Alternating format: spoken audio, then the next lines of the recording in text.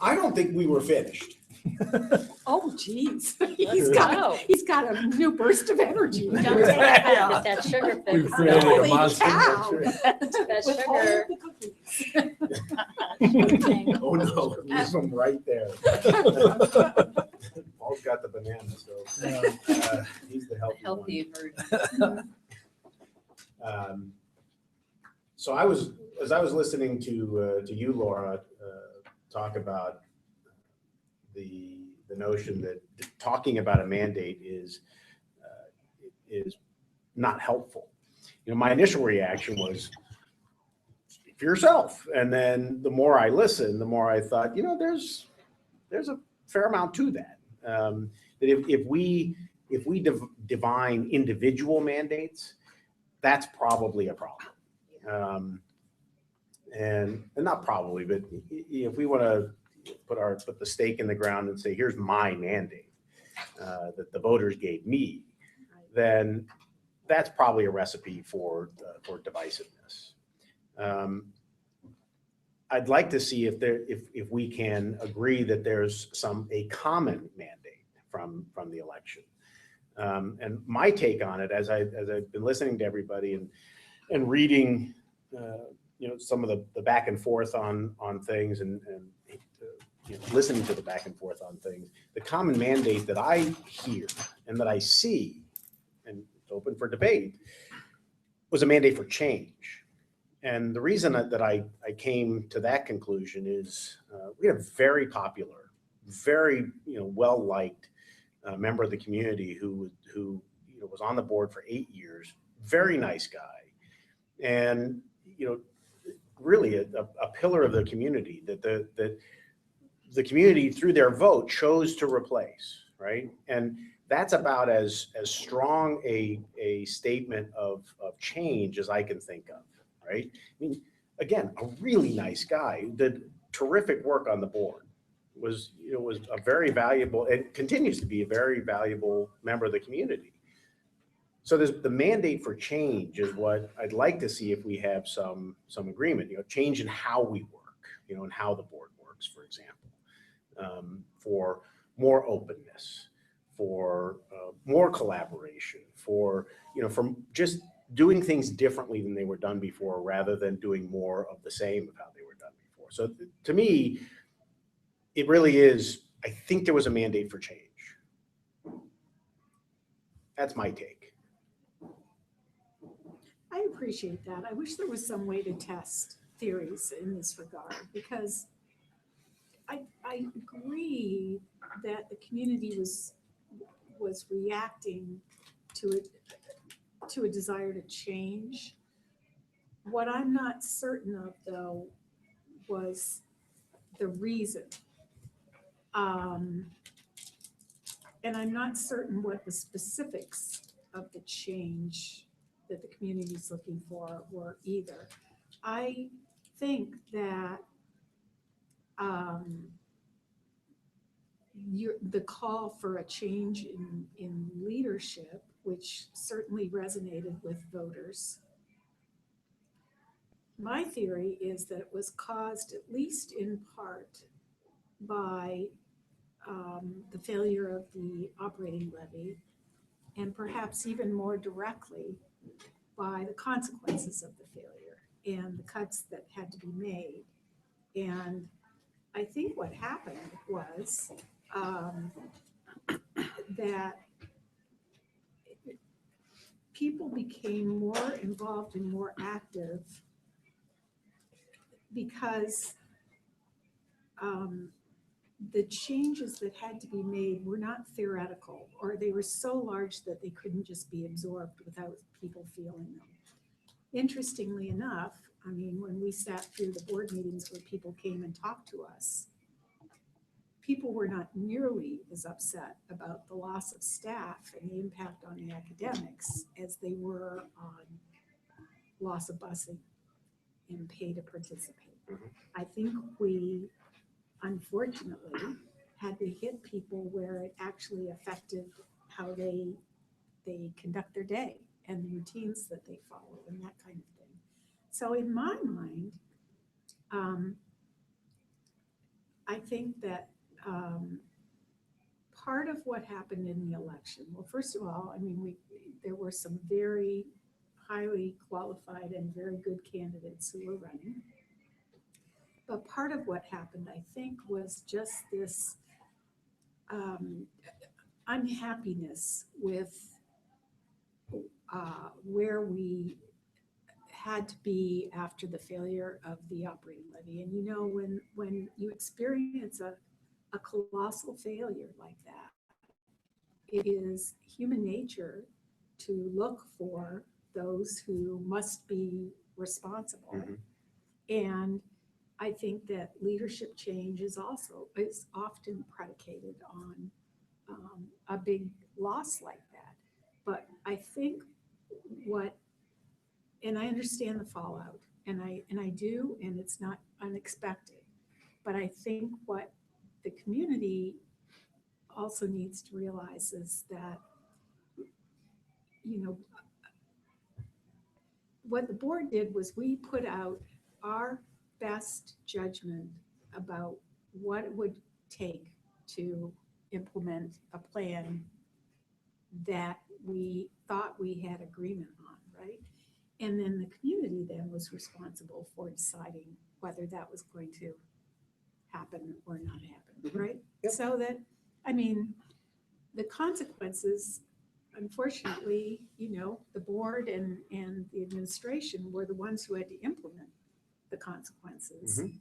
But again, through that accountability piece, I think that we all, including the community, including the staff, including everybody who had a say in it, we all have to take on some of that responsibility and accountability for it. Absolutely. And you know, again, starting from the position that I assume good motive in everyone. You know, I assume that the board in the previous board as assembled worked in good faith and you know, did the best that you thought you to do to address the problems and challenges. So I assume all good faith, and I agree with you completely that, you know, the community was upset about the failure. You know, and oftentimes in our system, voters take it out on those who are currently in power, right? And you know, throw the bums out. This is a history from, you know, 240 years. It is not a new thing. Exactly. So and yet seeing if there's some level of agreement, and if not, that's okay too, because as Bill has pointed out, even if we don't agree on exactly what the mandate was for all of us from the election, not for us as individuals, but for all of us, then if we can rally around our purpose and what we're trying to accomplish, we'll get there anyway. The value, I think, of getting out some of these, you know, some of what we believe is the message from the community. The reason I think it's valuable to get it out is so that we see where we have agreement on the details, right? Because ultimately it's going to come down to the details. What decisions do we make differently? How do we act differently? Because we have to do something different by virtue of the fact that we're different, right? So that's going to happen. So where are those? How do we understand those differences? You know, how do we bridge those and come to common purpose on solving these problems, right? So as we talk about governance, as we talk about communication, as we talk about problem solving, the mindset that we bring into those questions has a lot to do with how we viewed why we're here, right? What the community was saying to us as a group, you know, why we're here. So that's why I think it's so valuable to get it, to try to see if we have some commonality there. And I really appreciate the way you've rephrased the issue, because what you've done is you have made it a project for all of us, and you've taken us out of the position of having to defend. You know, I think what you've done is allowed us a way to listen without feeling, as I said, defensive, and that we have to protect something just for the sake of protecting it. So I appreciate that. Now let's hear your specifics. We'll see how much I appreciate it. So, I mean, governance is one of the things we're talking about. And as I read through the homework from, I don't know how old it was, like 6, 7 years ago, 5, 6 years ago, the governance piece. Oh, the protocols? Yeah, protocols. Mhm. What struck me on my first reading of that was the orientation of it was very inward. It struck me as being very limiting. And when I think of what I heard, what I heard during the election was, I don't want it to be that inward.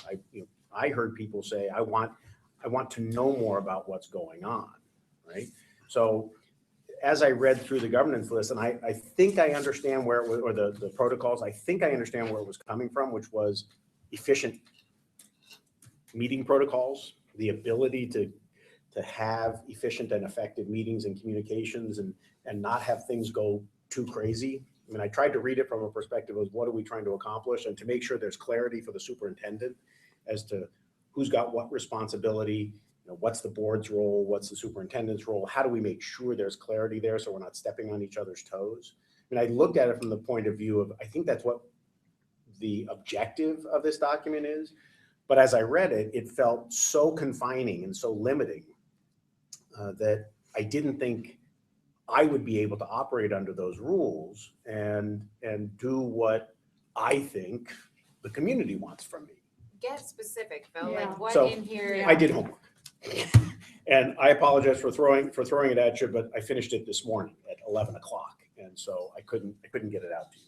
And so I have copies, but that's all I could print. All I did was take what you have and what we started with, the discussion point. And so we can all, here, I'll just pass. Can I just, while you're passing around, were you here when these protocols were developed? This predates you, so I'm the only one. So, and I know they were I just a don't get talking old. point. Yeah, they were. They were just but- a starting point for this discussion. Exactly, but the only thing I wanted to point out to you in terms of how we came up with them, actually April and Bill were here and Becky was as well. They were intended to define how the board members would work with each other and how the board members would work with the other two members of the leadership team. But they were really picked from what is considered to be best practice for public boards of education. I mean, they didn't come out of a vacuum. Sure. We started with what do the most effective boards do? How do they handle their governance and their communication in the other areas? And then we tweak them to our own use. So, and I assume that's what you've done. Exactly. I mean, and again, I started from the perspective that these were discussed and they had legitimate purpose, and it's all good. I know how I felt when I looked at it. It felt really confining. I felt like, God, I can't talk to this person about this. I can't do that. I can't do it. I'm like, holy crap! I feel like I need to be able to. So. You know what? You said crap. I don't think that's bad. guess I'm going to the principal's office. Wouldn't be the first time. So, and I do apologize again. I finished it this morning, and it is just for review and for discussion. But as an example, let's start with one. Okay. Because I'll tell you right now, I don't agree with the changes you made. Just since we're being honest here. Absolutely. So let's talk about it. Do you want to start? By the way, I tried to do a black line version or compare right, and I figured it out at 10 minutes till 12, and I didn't want to be late, and so I don't have it with me, but I can get a black line version so you can see what what I changed, and Great. it'll make it easier. But I had this printed before, so yeah, we've talked about speaking with one voice, always speaking with one voice, and I agree in general. That's whenever possible. I think that's very much the right thing to do. The more we're able to do that, the better it is for everybody. The better it is for for the kids, the better it is for the staff, the better it is for the community. I mean, the more we are able to hash out our differences and when we're done, have agreement, the better. But there are times when we just don't. And it's not that we won't honor, for me, it's not that I won't honor and support the decision of the board, because that's how it goes. You know, if there is a decision made by legitimate vote, then that's the decision, and that decision stands. Yet if somebody asks, you know, if I have a member of the community ask, or I have deep disagreements, I can't just say, well, you know, I think it's great. I can't, I'd be lying, and I'm not willing to do that. So I feel like I have to have the ability as an individual, because I'm a citizen first and a board member second. I have to have the individual, the ability to disagree and say, I'll start with, I support the decision of the board because I'm on the board, and that's how this goes. The decision has been made. Yet here are my thoughts that maybe are different from this, and here's why. That's my view. If in your business, you pull together your board of directors and you're making a controversial decision of some point, and the board votes to proceed in a certain way, and you, as a board member, don't agree with that, Mhm. do you think then it would be appropriate for you to publicly disagree with the position of the board? Publicly Yeah. disagree. Well, if an individual employee, because I'm talking about an individual citizen, if an individual employee were to come to me and say, you know, you disagreed with this, tell me what your thoughts are, because I would be on record if, right, if the vote was public on a board, and you know, I'm on record as voting no, and somebody wants to know, I'm going to tell them, right? I will also tell them that that is the decision of the board, and as an executive, I have an obligation, I have a responsibility to execute that decision, and I will do so to the fullest of my ability. But I'm not gonna lie to that person and say, you know, I'm all in. Yeah. What I'm all in on is I'm all in on executing the decision, because that's the decision. Right. It's probably, you know, once again, it's like defining the words, because I don't think that it's reasonable to expect that if you disagree with the position that the board has taken action on, that you have to lie to support the board. I would submit, though, that if what we're really interested in is presenting ourselves as a team rather than a collection of individuals, that for the benefit of the team and the common purpose, that probably you would be wise to just leave it at, this is the direction the board has chosen to head in. It could be, and sometimes, or many times probably, somebody isn't going to challenge me further and isn't going to want more detail, right? You know, there are plenty of people who will be satisfied with that as a response. There'll be others who aren't. And, you know, I may want to embellish. I may think that not embellish, I may want to provide more basis for my opinion because they've asked me. And so that may occur.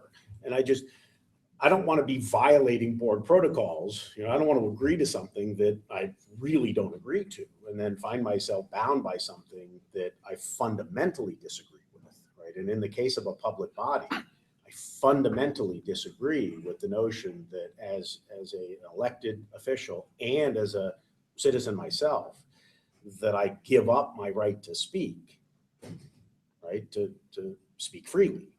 In this position, though, Phil, you kind of are, in a way, giving up your right, because you're in a role that's not the role of a private citizen, you know? And again, I think it comes down to, do you think it's in the best interest of the organization to limit your personal comments, not upfront? I mean, I expect a huge, you know, exchange of ideas, a battle royale, if that's what it takes. But once the board, which is the only thing that has any authority at all, right?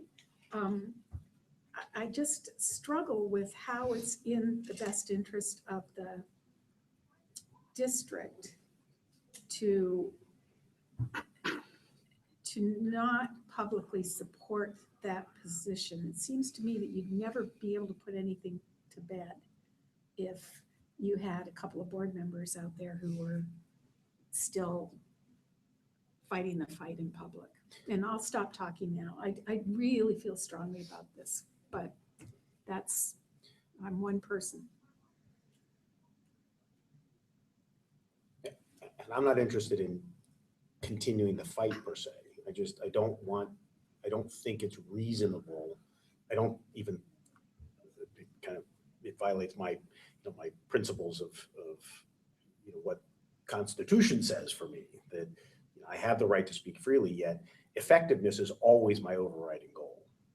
And effectiveness on the board is of greater importance to me than my personal beliefs, right? So that's why I think most questions about how something went, my inclination is going to be, that's the decision of the board. And if somebody wants more information, I feel like I need to be able to, to answer their questions. And I'm not just going to be a robot. So that's where maybe the difference is. And we may have to earn each other's trust on this. If we think that that I am consistently undermining the board improperly, well, then that's something that needs to come out, and we need to confront it. And I need to be confronted about that behavior. So I understand where you're coming from, I think. Where I see you get the opportunity to do this is in the actual board meeting, where you get to say, I am body on the tracks against this, and here's why. And then if you're outvoted, it's how do you walk out of that meeting and handle that, right? Mm-hmm. So, is the intent to keep saying, hey, I'm body on the tracks against this? Or is it to say, hey, I voted no, here's why, but I'm part of the team, and this is how the team decided to move forward, so I'm gonna support it. It's much more of the latter. I think these are probably more aligned than we're reading into it. It's really, I think the intent is that you publicly say how you feel about something in the board meeting, mm-hmm. and then walking out, if the vote goes against your conscience, you can tell people I voted no on it, but what we don't want, I think, is to create this divided community all the time, where you kind of keep fighting the battle publicly and try to rally support publicly. And, that's where I think we could get into a lot of trouble as a board, is if we, and even just, saying like the mandate of the voters, I would challenge both of you to look at the voters as the entire community, not just the people who voted for you. I feel like I look at my responsibility as being to every voter in this community. And even if people didn't vote for me, I feel like I represent them now sitting on this board. So I really want us to get away from the mandate of the voters, that you feel elected you versus elected me. And I know we talked a little already about this, but I think our new mandate is to kind of, work around that purpose statement, and hopefully we can get deeper into understanding, the alignment in the community around that as well. And then we all have a new mandate that, becomes our mutual mandate. And first of all, I wrote this, so Paul can jump in all he wants, but it shouldn't be assumed that that we are in lockstep on this, because Paul's going to have his own opinions on this, and I know we've talked about the openness, we've talked about the need for much more openness. That's my view, and having talked to Paul, over the course of 6 months, I know he shares that view. How we put it on paper, I'm the one who wrote the words, so it's up for debate, right? It's not an absolute thing. What you'll see in the flavor as you read through all of these is the intent, my intent of writing this was to increase the amount of openness and public debate and public involvement. That was my purpose, nothing else. So if it doesn't accomplish that, it shouldn't be there. So, let me just comment. And again, well, just take them one by one. Yeah, I reviewed this document the first time. I think you sent a version of this December 18th out to us, old board protocols. And in December, when I read this before Christmas, I was like, wow, this is, it felt like, again, constitutional rights are being violated, right? I can't speak anymore just because I'm a board member. And we went to the orientation with Bill, and I felt a little bit of the same of, wow, I've been speaking for 6 months, and now suddenly I'm going to get on the back bench and have nothing to say. And I'm also, as I've told others, I'm a bit of a rule follower. And so I have a hard time agreeing to a rule if I feel like, you know what, in practicality, there's just no way to follow that rule in my good conscience or in my duty as an elected board member. So, mandate was not my word. Again, I think going back to our collaboration on the statement, had we had this discussion, it probably wouldn't be in there, right? But again, I just think about, to put a live example to this, our discussion at the first board meeting about committee assignments to the committees or to the different appointments in town with the Parks and Rec and the city and the chamber. And there was a vote, right? There was 3-2. And afterwards, unsolicited by me, I have people coming up to me saying, gee, that was really interesting. I didn't agree with that at all. And of course I voted against it. So again, it's one of those, what am I supposed to say? There's no fight to continue. Certainly, hey, the board's moved on. We are where we are. We're going to move on. I think we've had some discussion that'll clarify things going forward, but I'm not going to sit there and say that I agreed with the result just to fall in lockstep. I don't think that builds community and the confidence. No one's asking you to say Well, you agree well, with and again- something you don't agree Right, with. but that's how it read. That's how it reads. I just taking the text of the That's all. document.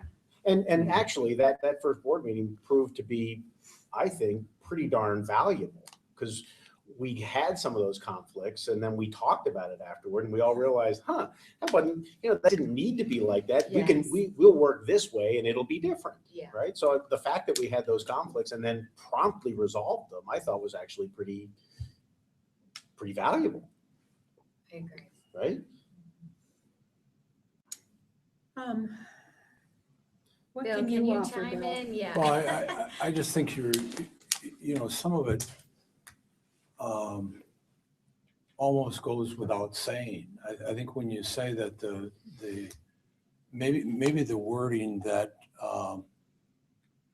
the school board members will support the official position of the board, maybe that's where the rub is in the way that's stated. Because I don't think anybody ever expects that individual board members who voted no on an issue are supposed to go back now to their neighbors afterwards and pretend like they voted for that issue or pretend like Right. they agree with that issue. I don't think anybody understood that. I think it was more the intent, and I don't know the exact intent, but I would guess it was more the intent that the individual board member should use that time, if they're approached, to say, I honor the majority of the board's opinion, because the majority of the board has the authority. As individual members, we don't have any authority, but it's only when the board speaks as a majority. So I honor that. Did I agree with it? No, I didn't agree with it. But that is a said and done issue. It's over with. The majority spoke, and I absolutely support the system that allows for the authority to lie with the majority. Because I've thought of this myself. If I was ever a board member, how would I answer somebody that said that? And I'd probably use something like that. I wouldn't pretend, well, obviously I voted against it. Yeah, On the record. I voted against it. Right. But the majority have spoken, and I believe so firmly in the fact that the system calls for the majority to have the authority that I don't have a problem with that at all. And I can sort of leave it at that, I think. But, so I think it's that wording, support the official position. It's like you're asking me to pretend like I support something that the whole world knows I didn't support 2 days ago. So how can I support it today? I think that support implies something that maybe you don't want to, you want to fix that. I think the other difficult thing is, and I've been in other trainings with other boards around the notion that you are an individual citizen and then a board member. And it's difficult for you to say, I'm taking that board member hat off, because people still see you as the board member. So that's kind of difficult, and probably more around the governance and protocols, however you decide to follow those. But to say I'm an individual citizen and then a board member, people don't see you that way. Even though you are, people don't see that.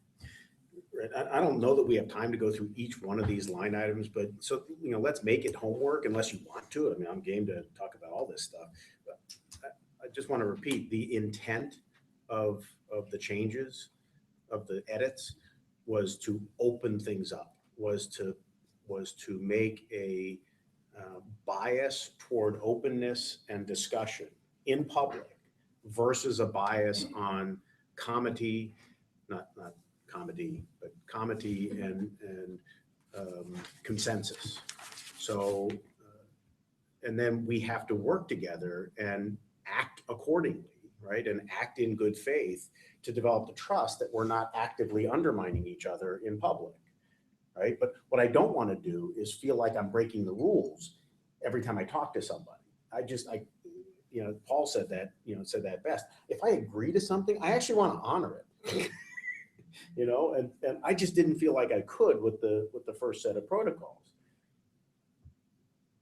So. And I think I was glad to hear you make, Paul, you make the statement about the mandate. Because I honestly would argue, and I've gone through a lot of levy elections, I would make the argument, I don't think you ever know what the mandate of the voters was. Unless you're winning something 60, 70%. I don't know that there's a mandate.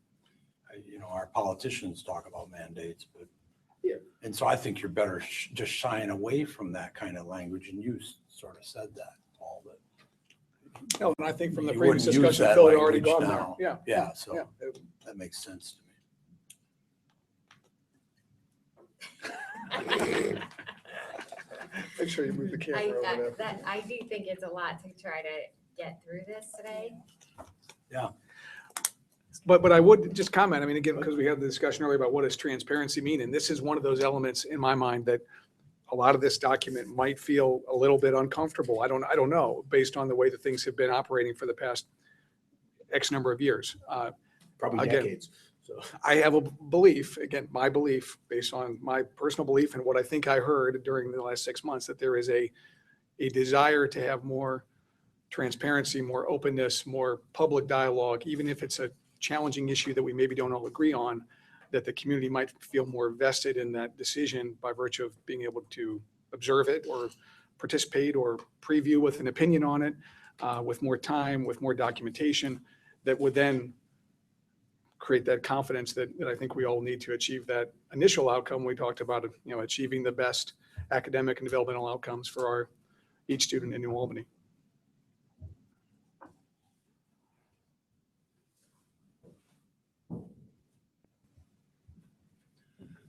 I'm not sure where you want to go. We when I was talking to both April and Laura beforehand, we quickly said, you know, 4 hours isn't going to be enough time to do with all the things we were actually talking about that we thought you guys were saying you needed to deal with. But what we may have to do is just shorten our reality to, okay, can we get this much done today? And then maybe use at some other date, you pick up on it and do some more. hey, if we're talking like this every time we meet, this is going to be fine. You know, the Yeah. fact that we have to It is. hammer through, It you know, is. we plan 4 hours and it ends up being 8 or 16 over a series of meetings. as long as it's like this, it's gonna be fine. I agree. It's just taking the time to do it, you know.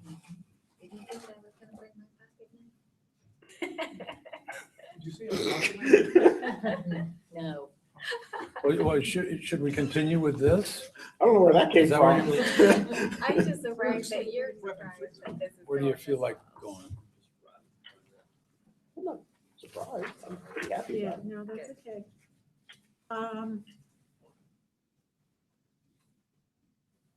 Because we're just at the start of talking about working together, and Yeah. this is directly working together, so. I think it is too. And this gets us down to the hows. I mean, since we've been able to agree on the what. And I think this is work that we have to do. So, I mean, I think we should stick with these protocols and The board keep protocols. talking. Keep going. Cool. Okay. Yeah. Does somebody want to take a shot at maybe finishing that first one off?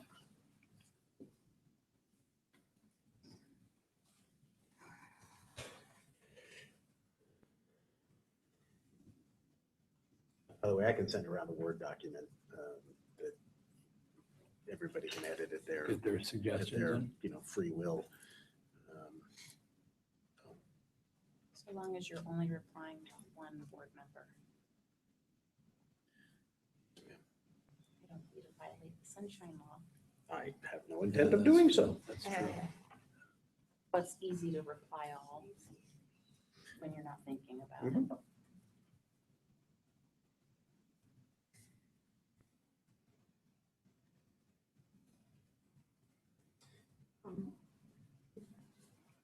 Can we just get away from all this if we say something along the lines of school board members agree to seek and support solutions that will provide the greatest benefit to the largest number of students? Once the school board has taken action, school board members may acknowledge their dissent, but also acknowledge that authority rests with the board.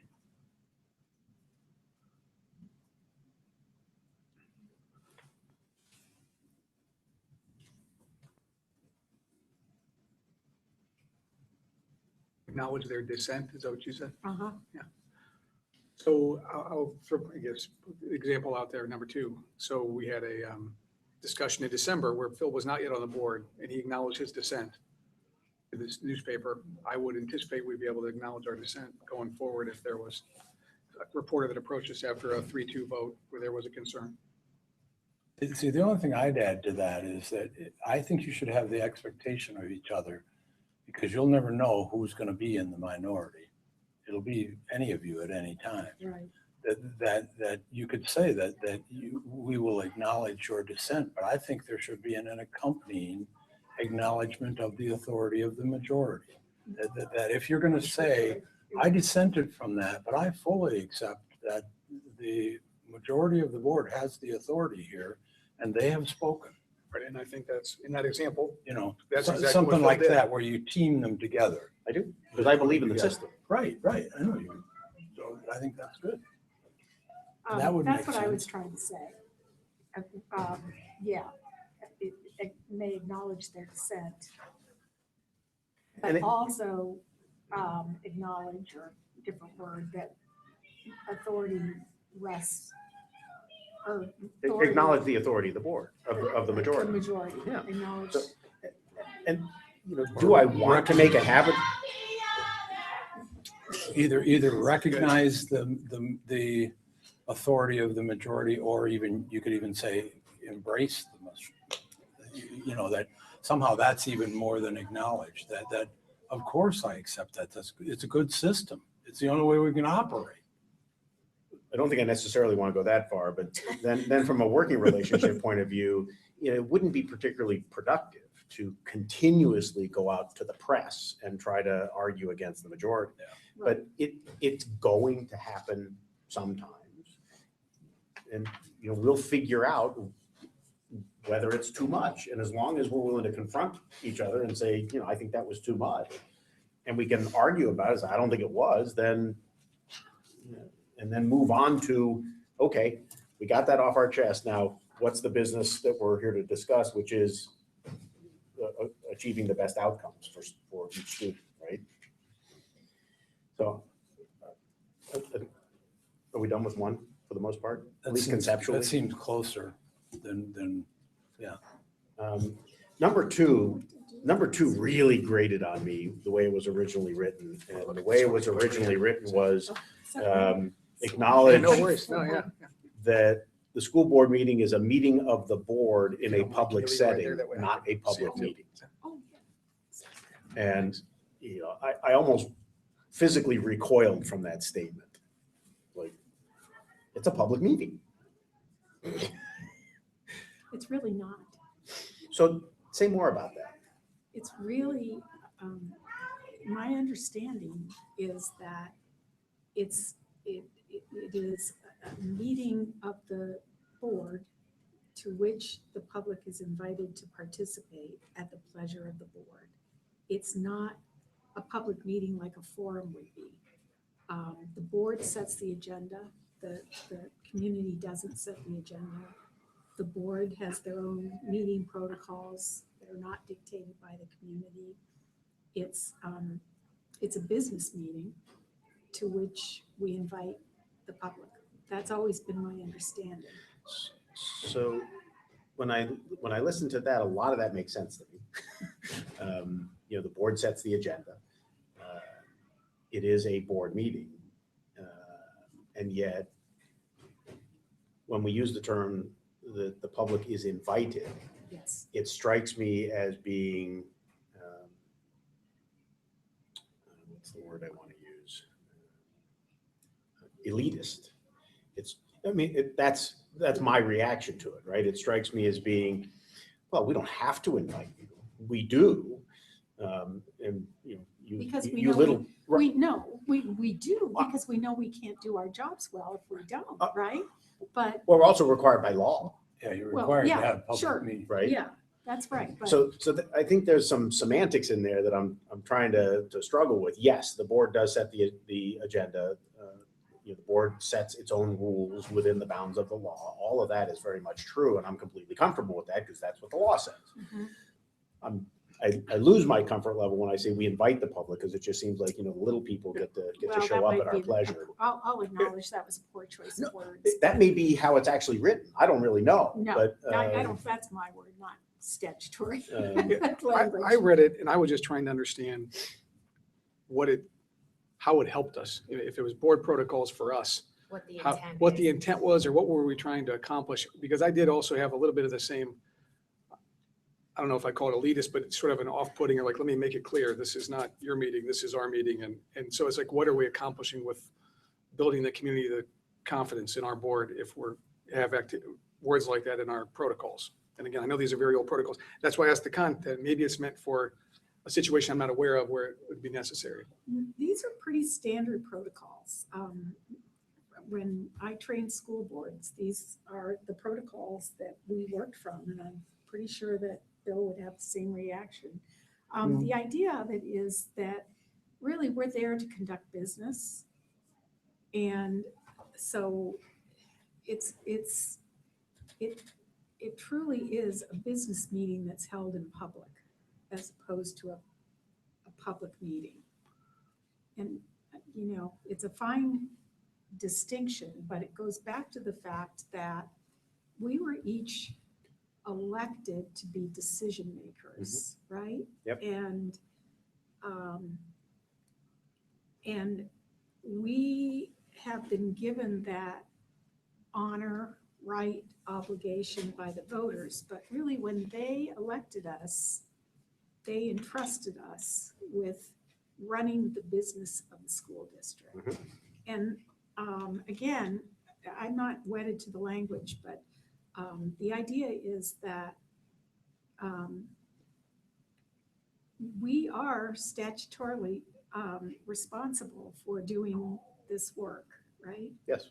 And I think that the language is supposed to reflect that. Maybe you need to just say that and then say, we acknowledge that a school board meeting is a business meeting of the school Yeah, I board like that. that is held according to statute in public, or is held, you know. Yeah, I think there's a way of bridging statute in these two public. things actually pretty effectively, that acknowledges that, because this is us, our board acknowledging how we want to behave, both amongst ourselves and in public.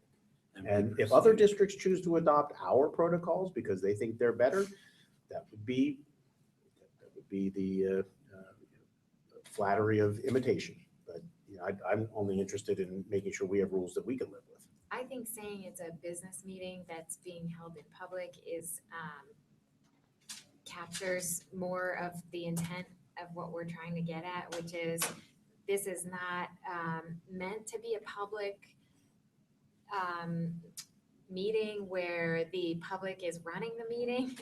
This is a business meeting where the public is invited to both participate and view what's going on in the meeting. But there are separate meetings we hold throughout the school year that are meant to be, you know, public has complete input in the meeting. So it is kind of distinguishing between what is a school board meeting versus what is a community forum type meeting. Sure. And I read that too. I may be wrong, that this was written with the intention of making sure that if we had a situation where someone from the public was being disruptive to our efficient and effective meeting, that we were pointing out that, hey, this is, to be clear, this is a This business school meeting. board meeting. And I, based on what I think this was written in the context of a different district with a very specific person in mind, that maybe for our district with the engaged and thoughtful and people really wanting to make a difference and showing up and speaking because they've got a point of view that they think would be impactful to helping us undertake our duties when we were elected.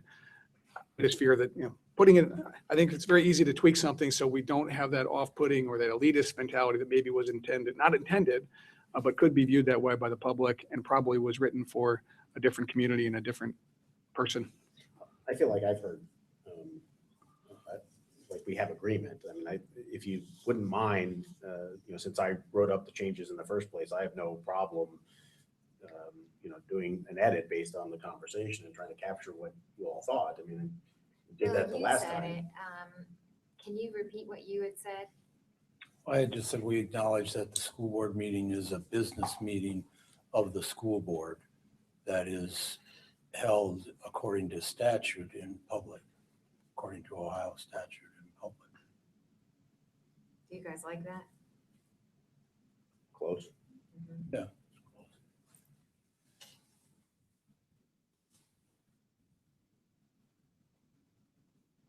And then keep the end, which says we will make every effort to ensure that these meetings are effective and efficient.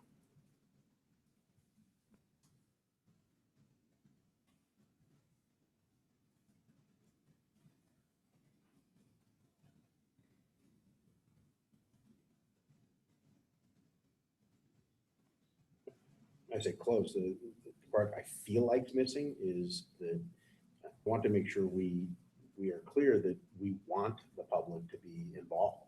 I mean, it's not like we're looking for, you know, if every meeting is a broad community forum, we'd be out of there at midnight.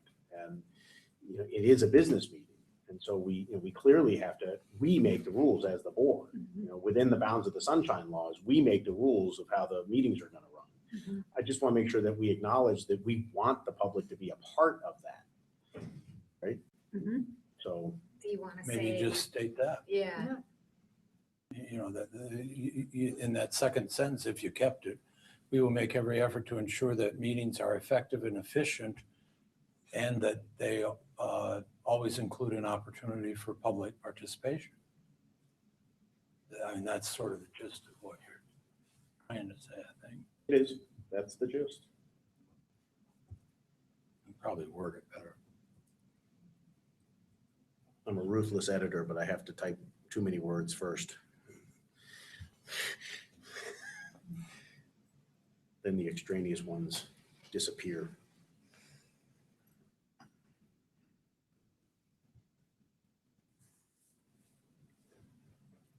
Are we done with two? Yep.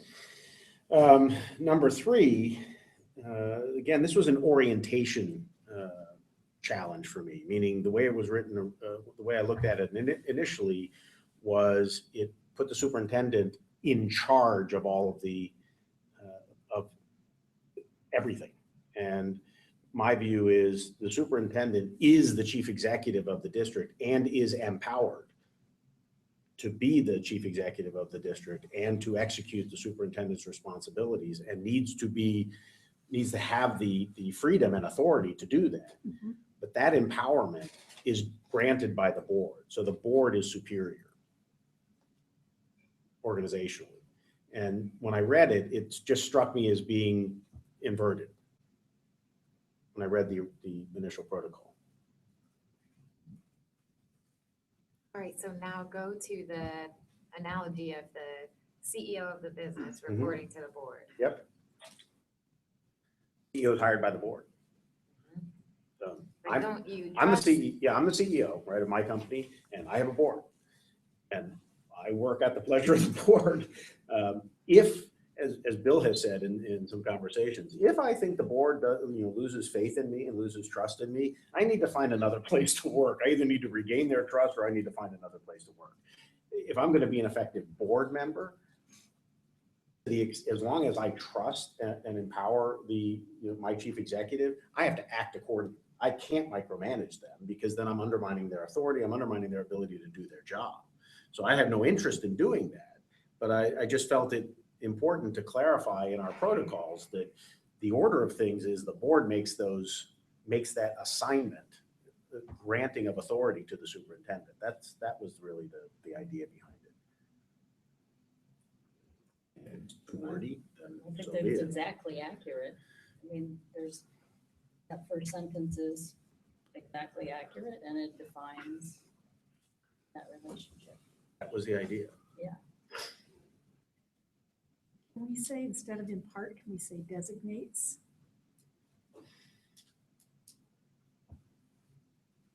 We'll have to look up the definition of each word and see what are you trying to get I at? don't know where you Oh, are. I'm in the second Second sentence. What is it you want to?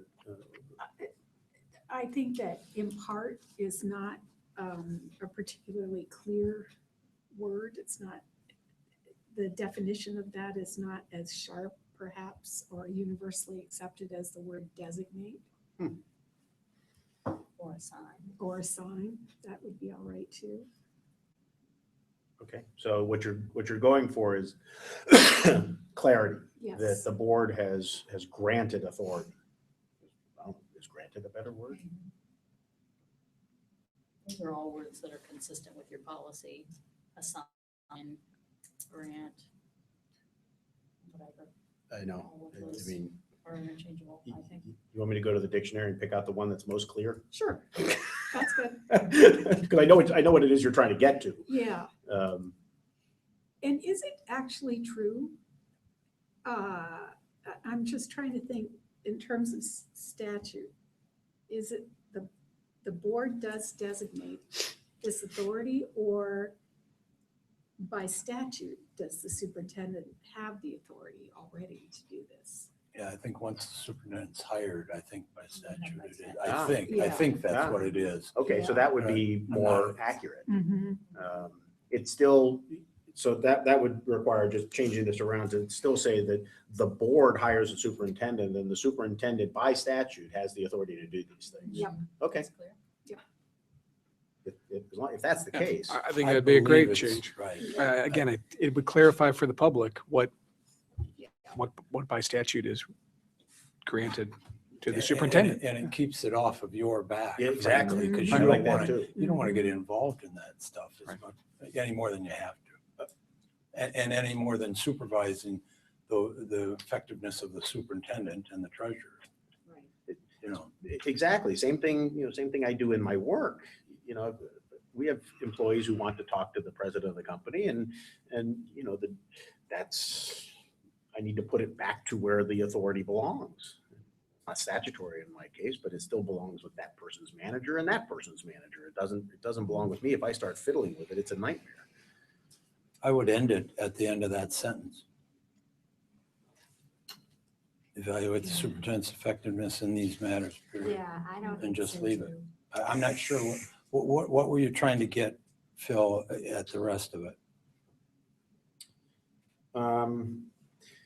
So my default setting is 2 heads are better than 1. And so from a cultural point of view, in any organization, I believe that managers, hiring managers in particular, when it comes to personnel decisions, that there should be discussion. And it should be expected that there's discussion. That doesn't mean that I want to take authority away from the hiring manager. What I want to assure is that the hiring manager is getting input from others.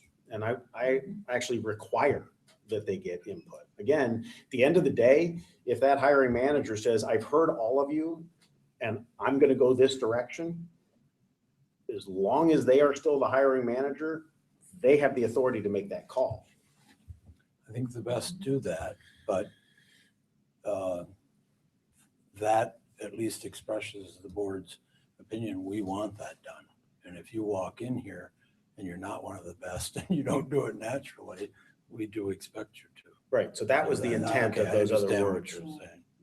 was to require I like the collaboration. words you just used a few minutes ago about assure, input, and discussion, because I think those are expectations that I would have of myself or that any superintendent would have. I think I think you've given it some good definition by saying key personnel, Sure. because we want to talk about every time we hire a cook or a custodian. I mean, I think that's good clarity. But I think this is an expectation that the board should have, does have, that I have with myself, that we have these kind of discussions. I think the timing piece at the end feels awkward. It's almost 99.9% of the time the way that timing occurs, but there could be a fractional occurrence where there's a time when it's almost happening simultaneously. You know, where because you're recruiting and you're trying to talk to someone, you're trying to get them to come, so you're having conversations with them at the same time you're talking to all 5 board members about here's what I'm thinking, here's the people I'm looking at, you know, so I would just be careful about trying to make that so linear. That's a lot more fluid So often. to Bill's point about what was I intending, it's fairly common that hiring managers who don't relish collaboration in the process attempt to make it a fait accompli for their boss. Like, well, I've already told them that they have the job. Like, that's your problem. It needs to be linear as policy. Exceptions happen. There are circumstances that happen that it can't. And when people enjoy or have the overall support of their boss, then exceptions are exceptions, and there's a reason for it, and it's okay because there was a reason for it, and it had to be. It's when exceptions become the rule that you all of a sudden it's you look over your glasses and it's like, okay, what's going on here? Why don't you want to talk about this anymore? I feel like that belongs more in almost a job description or a performance management document. Because I feel like if we're going to start outlining what we expect of the superintendent, it's a lot more than just that. I know, but these are only key points. The rest of it belongs someplace else. But it was trying to build on what you had, right? And look, some of it may not belong here at all. What would be your expectation for how this would actually happen? So the collaboration or discussion, are you anticipating a public discussion before someone is hired, or how do you think we can do that? So this would be the inexperience in me saying, I don't really know exactly, because I don't know what we can or should do in a public setting. Certain employee-related matters are, again, by statute, are supposed to be done in executive session, right? Because there are personnel issues that it involves compensation or whatever it involves that's supposed to be done in executive session. That should be done where it belongs, right? So that it can be handled properly. what I expect, and again, it's a relatively short list. It's people that the superintendent hires, not everybody in the Her direct organization. reports. It's, it's a relatively limited number of people that are direct reports to the superintendent. Whatever is a manageable number, and those should be talked about. And how that would work, it probably needs to be an executive session, I would think, because you don't want to talk about a prospective employee and talk about all the specific things about that individual. That doesn't seem fair to do that in public. That's probably executive session. Yet I think that conversation belongs between and among the board and the superintendent prior to that person being hired or promoted or whatever. You got to define who you mean by who the superintendent hires, because the superintendent's going to hire it for everybody. So this would Everybody again that the be- I district don't know. hires. So So, I'll need help to refine that yeah, because I sure as heck don't mean 500 potential positions. yeah. But I did understand what you were saying around direct reports. I think there's clarity there. I get- Oh, okay, I get your okay. point too.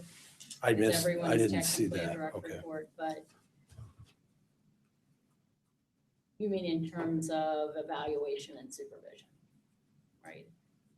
Not all the layers of supervision and evaluation, but the people that are directly evaluated by the superintendent and therefore the key leaders. I mean, like you have some, for example, Okay. right? Principals, directors. Those were the folks that came to Chiefs. mind Right. right off the bat. I'm guessing the list isn't much deeper than that.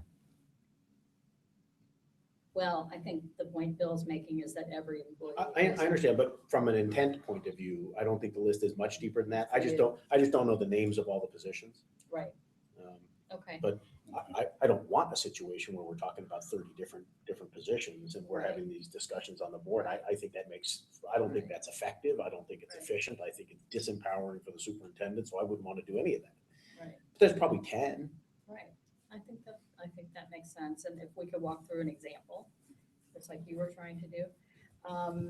So the way that I would see that working, or the way that we've done that in the past, would be that we could either, I'm reaching out on the weekends, and on the weekends, I'm giving you an update, and every, we're in a hiring season that is 4 weeks long. And so every Saturday or Sunday when we're talking, I'm telling you, okay, here's how it's unfolding. We're down to 4 people. These are the 4 candidates. Let me tell you a little bit about each one of those 4. Next week, there's going to be committee interviews. So next weekend when we talk, I'll give you an update on how the committee interviews went, the kind of input that I got from the committee interviews. You've seen us suggest, or we've done this with the win-win, where sometimes another way we facilitate that, to be honest, past boards have done is just a relief to the superintendent so that there's not 5 phone calls to do these kind of pair meetings, Mhm. try to narrow that down. So that's another venue. And then the third venue would be executive session. In real time, there isn't always an executive session because of the pace at how this type of thing unfolds. So that's why we use the phone calls. That's why we use the pair meetings, because we are trying to keep everybody up to speed on here's where we are in the process. Here's what I'm thinking. What's your reaction to that? What do you think about that? What's your impression of that person? What do you know about them? And to be frank, I like the clarity of what you said at the end too, which is we go through that whole process and then ultimately it's the superintendent's decision. We've had days or weeks of conversation. I've heard everyone's input. You've learned whatever you could learn. You won't have been on the reference calls. You won't have sat in every interview, and so I have to listen to your input. I have to use that input. And then the superintendent has to make a decision. But everyone has had that chance to weigh in along the way, to talk about it. Absolutely. And Is is that a it- good and- example? Is that a good concrete what you're thinking, or no? Am I missing it? Well, it is for me. Okay. And again, if I find the superintendent, for me, as a member of the board, if I find the superintendent consistently rejecting my view, then I have to reconsider either my view, I could be wrong, or I have to reconsider my confidence in the superintendent, right? Absolutely. But ultimately, we, by statute, once we select the superintendent is empowered to make those decisions. Culturally, I want the collaboration. I want to make an expectation that we will be part of the process and we'll have a say in the matter, at least to voice our opinion. And you know, there may be one or two where I, as a board member, and if there's two others, disagree with a specific hire. And I would expect that a confident superintendent, you know, would recognize that as long as it's not happening all the time, maybe we just have a disagreement here and it's probably okay. But then back to what I've heard Bill say in the past, you're doing that to me all the time as a superintendent, I probably need to find out what's going on or go someplace else. Right? Absolutely. So that's how I envision it working. Did that answer your Yeah, question? yeah, no, I think that's helpful, and that's actually been past practice. That's how we've done it. That's not what the protocol said. But don't forget too, that legally, the board still has to, the board actually employs these people. The superintendent doesn't. Right. The Superintendent simply recommends them. The recommends. board has to So take I that thought legal was step. right, Because you ultimately have to vote. So it That's would right. be foolish for any superintendent to not know where you stood. I thought we only employ 2 people. We do, but You have to take ultimately, vote. yeah, We we have always to, approve who gets hired though. You approve the recommendation, approve or Yeah. not, the recommendation of the superintendent. So my view on this is that is laid out here. There's some key hires, key renewals, key things that the community, again, going back to inspiring confidence community that 5 of us agreed upon, that one way that I feel like we can do that is to ensure that the community is aware of what is our process, that we have a process where there's collaboration, whether it's through the 2-on-2s or ideally, in my mind, if we're allowed, the executive session, that enable the community to know that when they're voicing their opinion to people around this room, that there is a venue for it to be discussed. And then also that we've got a process in place that's timely enough that we don't have things come to us as a fait accompli, as Phil said, where it's like, well, that this train has left the station. There's not much we can do. And again, I just feel like it's a critical issue for our ability to be able to speak to all the stakeholders and say, yeah, we're a part of this dialogue. Your voice does have a venue to be heard. It may not be accepted or it may be rejected, but we do have a process and a protocol in place for those key hires or whoever we define as the key hires. Well, be careful though, too, that when you're speaking with the public, that you're always pushing them back into the system for their issues and their complaints. Yeah, this is where Because you've even got, or at least you had, I don't know if you still have, but you used to have a negotiated agreement that had some specifics in it about what was supposed to happen if somebody complained about a teacher and had an issue with their contract or something. You just have to be careful about it. Absolutely. Well, Yes. good point. And this is to Debbie's point on, you know, how we work together, particularly when it comes to personnel matters, particularly when it comes to things that are discussed in executive session. Even if I disagree, I have absolutely no problem saying to a constituent, you know, who says, "What the hell? You knew I didn't like that person." I'll say, you know, we had the conversation in executive session. I heard your complaint or your concern. It was discussed in executive session. The decision of the board was to do this. I mean, that's a situation where I think, you know, I would feel absolutely obligated to respond in that way. Because, you know, the last thing you want for any employee in particular to go, "Yeah, I didn't like you." Yeah. I mean, you might as well just have them leave then. I mean, why bother hiring them if you're going to do that? So. No, I agree with Laura. This has been past practice. This is what I would expect. I think that, again, it's just that we've got to do the work then, you know, and we've got to follow through and I absolutely expect to work this way. And so I need everyone to engage and to follow through or since we're being blunt today, I'll give you an example. I have still not heard from anybody on pair meetings on administrative contracts. And I put it out 2 weeks ago. So if pair meetings are not a good You know what way it was? to go I on think that. it got buried in your oh, longer message. And so we may have read it and then Okay, forgot that it was in there. okay. So maybe on something like that, just have it be the message, like, hey, Okay. I need this from you guys. Yeah, okay, okay. We need the 2x4 on. Yeah, and I know it's my responsibility to keep pursuing and keep following up with all of them No, until we I dropped hear, the ball big but, time. Yeah. yeah, you know. But a headline, that's a- hey dummies. Yeah. Well, I don't or suggest just tell that. me, hey, No, the pair that meetings wouldn't aren't gonna work in this one, let's do an executive session, or pair meetings aren't gonna work, let's do individual phone calls. I mean, again, we have other tools we can use, but we can't slow down the process. I think this is So that we important, can- though, if that's really the way the board wants to go forward, you work that way. But when you find the replacement, Oh, I think good it point. needs to be clear that that person worked that way as well, if that's what the board wants as a group. Because April does work that way, Mhm. so you, Yeah, but the takeaway for me is that people don't know that this is how we work. right.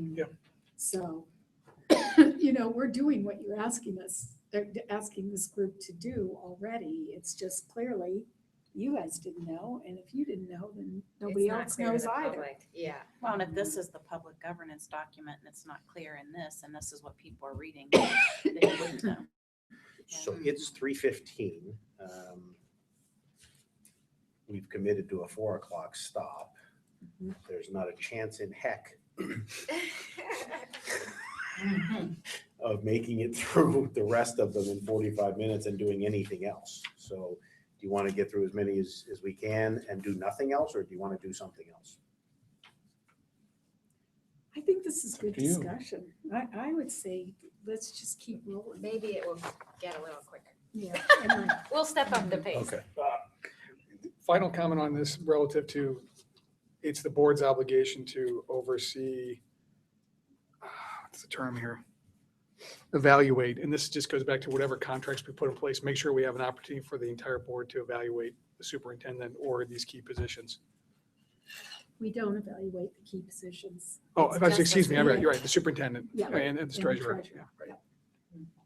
So 4 is just it's in the same spirit of, we are members of the community and we need to have the ability to talk, recognizing, again, we have to be an effective team. So if we're always going off and trying to sow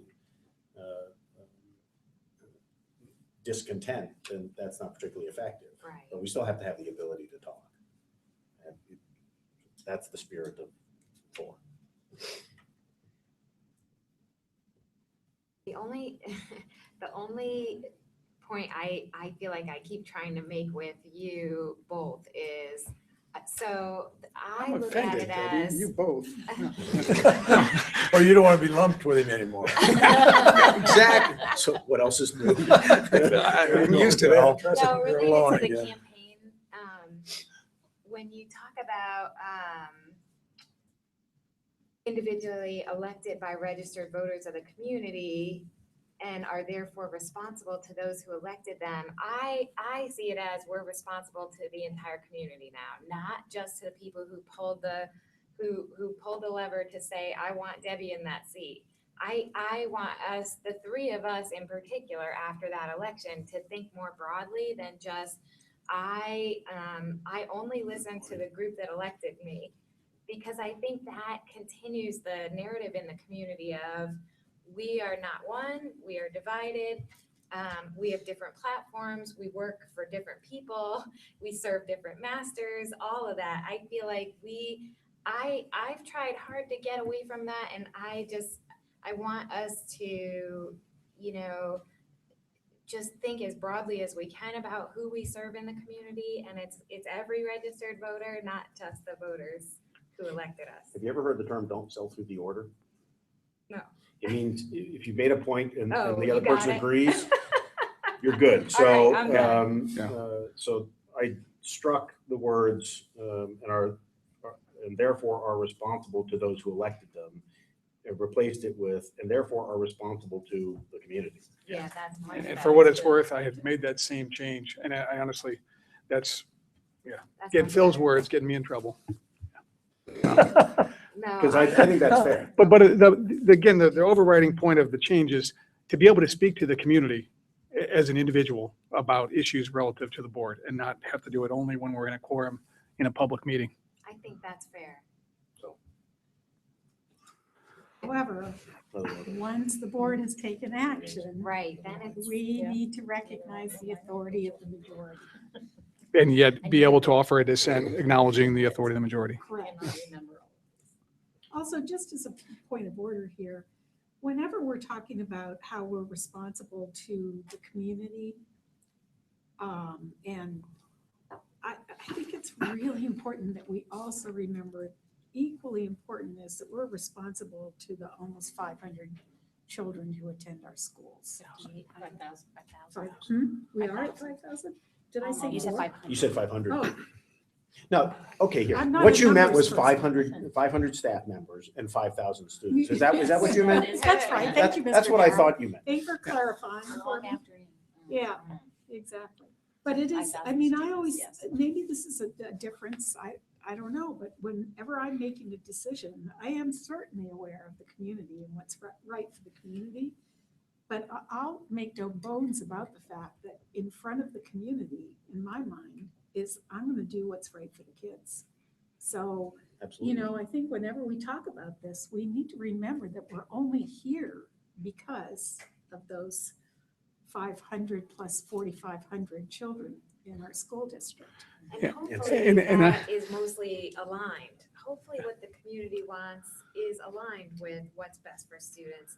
But, sometimes there's things that aren't clear in the community that we see that they don't see.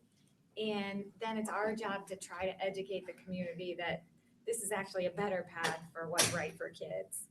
So sometimes we're faced with that a little bit too. I agree. The community is the voters, taxpayers, residents, students, faculty, staff.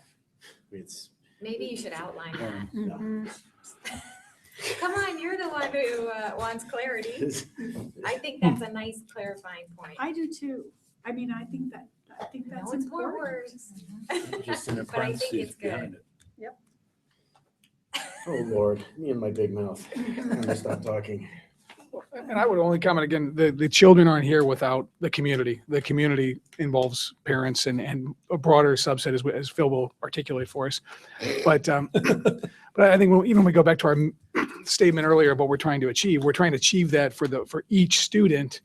But the how, and that's what we're getting to, is the how do we do that? That absolutely involves the community, all those stakeholders as required as to be the mechanism to achieve the outcome. So I don't mean to parse words, but I got to clarify. I mean, yes, the kids, each student is first in our objectives, but we have to make sure that the community stakeholders are all engaged to be able to achieve the outcomes, to put it in process. Let me ask for grace on not defining community, and here's the reason. There's not a question that we'll leave somebody out.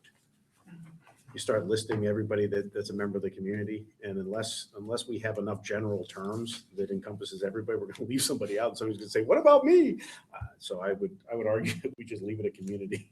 But I'll do what you want. That's okay, but I mean, if I have the ability to make any imprint on what we're doing here today and what we're going to do moving forward, the imprint I want to leave is that it truly is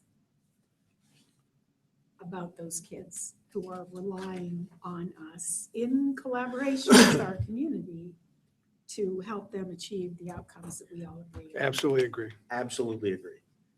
And, for people who are listening and or watching, to anybody who might think that this exercise is not directly related to that, my argument would be, if we don't have clarity on exactly what we're trying to do and how we are going to work together to do it, we will always find ourselves wasting time on things that aren't related to what's important for the students in the district. Right. Yes. That's why this work is so critical and why we have to do it now before we start trying to do the other stuff, because we will end up going the wrong way.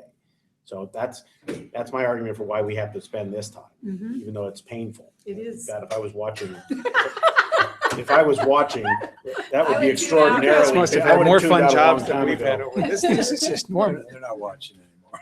No, they're no. done. They're done with us. There are people Watch all who four are, hours. who will I'll watch eat all those 4 words. hours.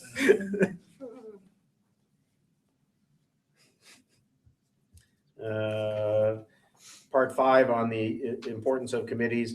This was another one of those, the way it was originally written, I thought the direction of it was too much with the superintendent and not enough as a group. We recognize the value of committees. It's not just the superintendent recognizes the value, but we do. And we empower the superintendent to do certain things. So that was, all of the changes were intended to affect that outcome.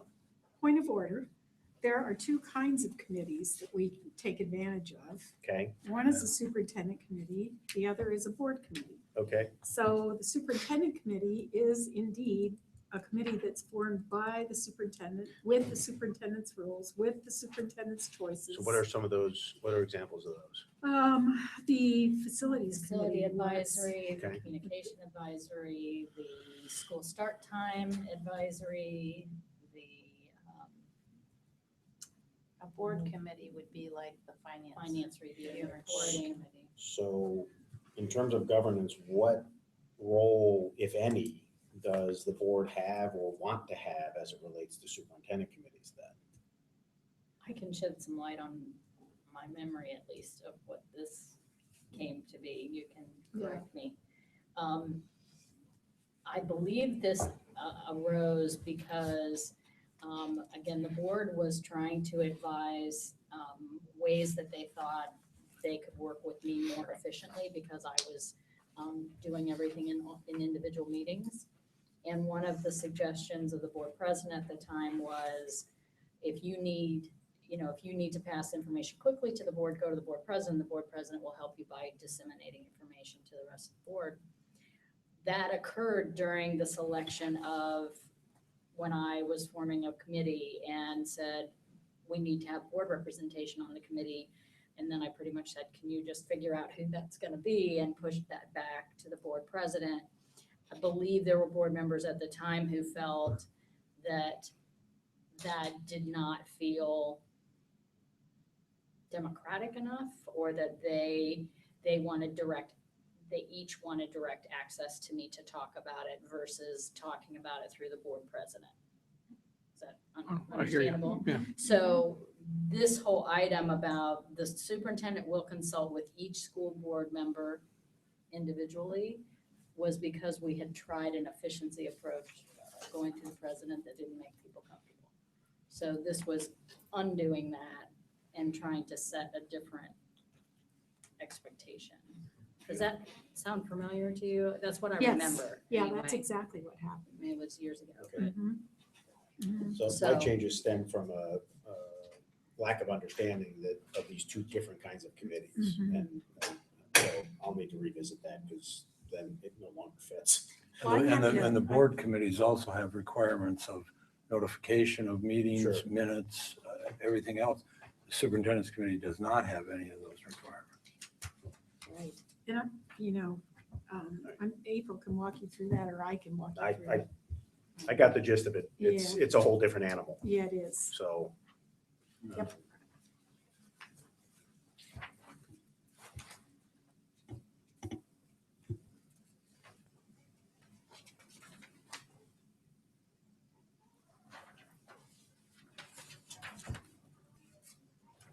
Six was referring to board committees. Is that Did you right? change So that one, 5 Phil? was superintendent committees and 6 was board. I wish I had the compare right, but I don't. I have it So- here.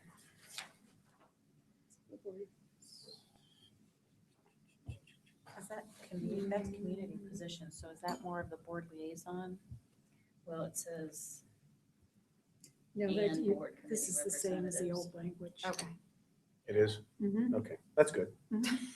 One we Check. can skip. And board. 7 is new. Mhm. It's completely new and I'll be blunt. The thinking behind this is to avoid community surprises. I mean, it's just, nope, if we're going to take action on stuff, there should be 2 readings of things, and A vote shouldn't be taken till the 2nd, with the recognition that there are going to be times when you have to do stuff. And, you have to have the ability to do stuff now. There are emergencies that arise and you need the ability to deal with it. So you're not talking about like personnel actions, are you? I think I'm talking about anything that requires a vote. So you want, The so entire you're consent recommending agenda? the whole consent agenda come forward twice? Oh, That's where we just vote on the list, the routine business, the superintendent's business and treasurer's business. All of the I don't actual think we do. We don't want to see Really- all that stuff twice, because it'll completely screw up the hiring process, Okay, right? I guess so. I don't really know. So Most Help- boards help. that want to add the 2 readings, they typically do that for most unusual or most important decisions of the board, as opposed to the run-of-the-mill, everything that's on your normal agenda that's set for quick approval. Monthly financials. I think conceptually, I agree with you. Since I I don't know know where you're- exactly where to draw the line, Yeah. I'm going to need help to figure out where to draw the line. Don't you have a policy of 2 readings for certain? I thought you We had do, that. Board Okay, but policies. maybe Not that would five-year help. forecast Maybe that has would 2 help readings. Phil Board to see policy that, changes. to see the wording of that. Five-year That might be forecast. what he's after. Well, and Well, let me, we've used the work session for that. and the work session is a board meeting. Right. It's open to the So, public. We have, again, major things like the annual strategic goals. Mhm. There's a deep dive on metrics at that work session, and then there's the discussion of the goals, and then a vote on the goals Levy of the second. requests. Is that what you're talking about? Sure. I'll go ahead and poke the elephant.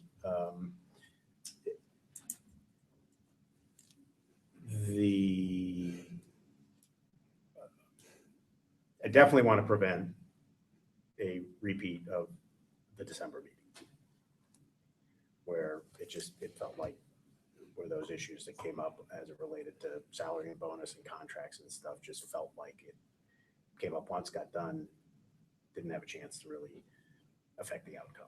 So just got to put it out there. That's the intent. The routine business stuff that is truly routine, that, no, I think that ought to be handled in a routine fashion. The public has the opportunity to look at that kind of stuff. The superintendent makes recommendations, that sort of thing, I think falls into the routine. I just want to make sure that we never have a recurrence, no matter who's on the board, that we never have a recurrence of that sort of thing.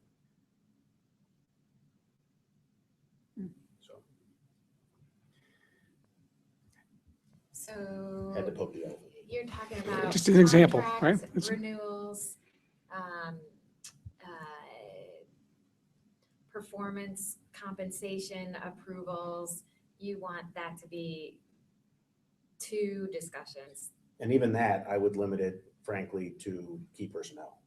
and key personnel. Because again, for everybody else, it's pretty darn routine and it should be handled routinely. I mean, the Let only, me give you another example that Please. I think will uncover the problematic side. Totally see what you're saying. Let's take the new athletic director process we're going through right now. And that'll be the next thing I'll start bringing you up to speed about. We have over 60 applicants. Here's how we're gonna go through this over the next 4 weeks. So we get through the whole 4-week-long process.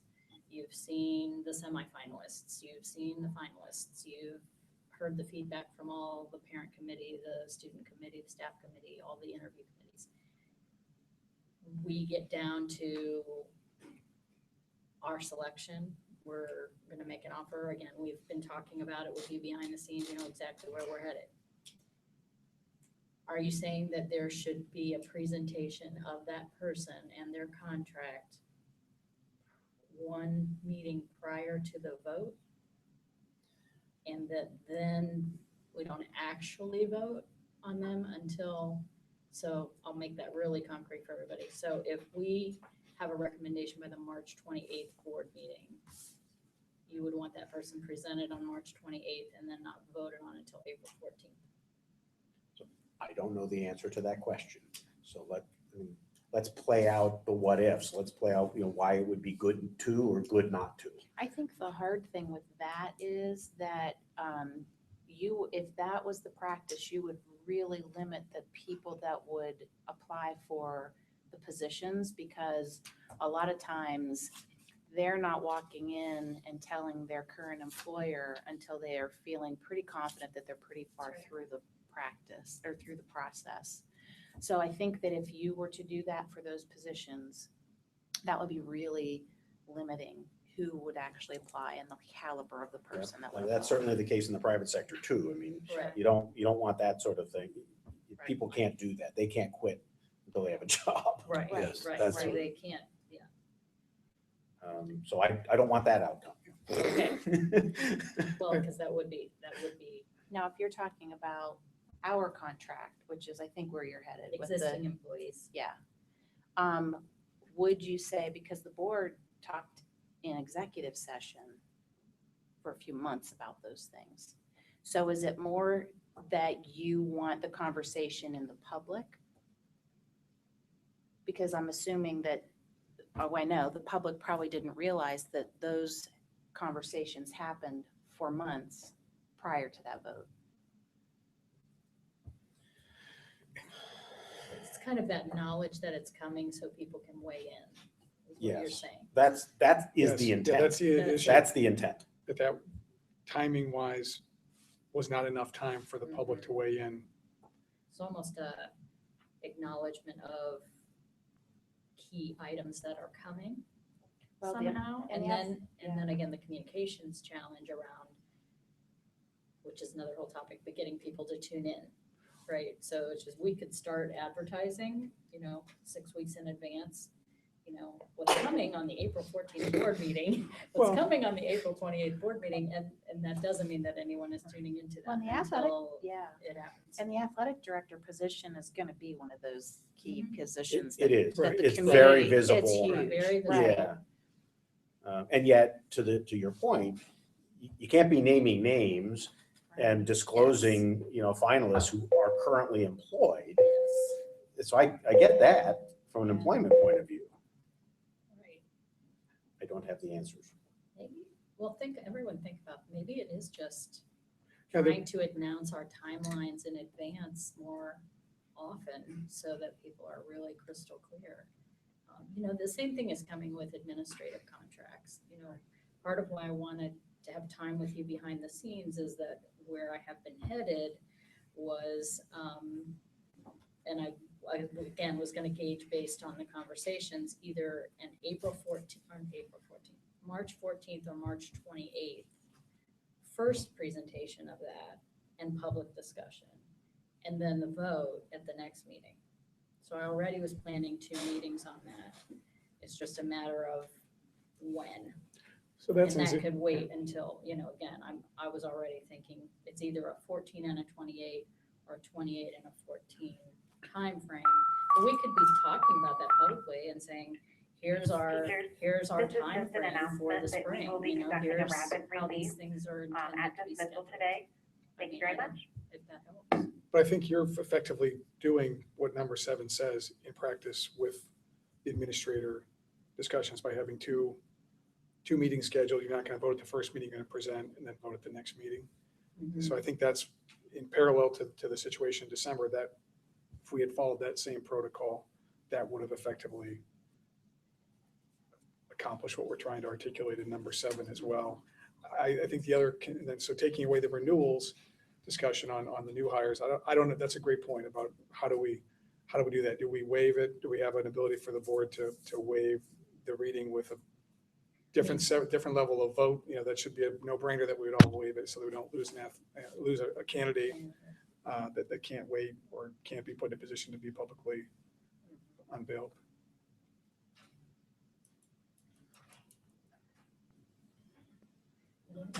Good stuff. I don't necessarily know how to rewrite it.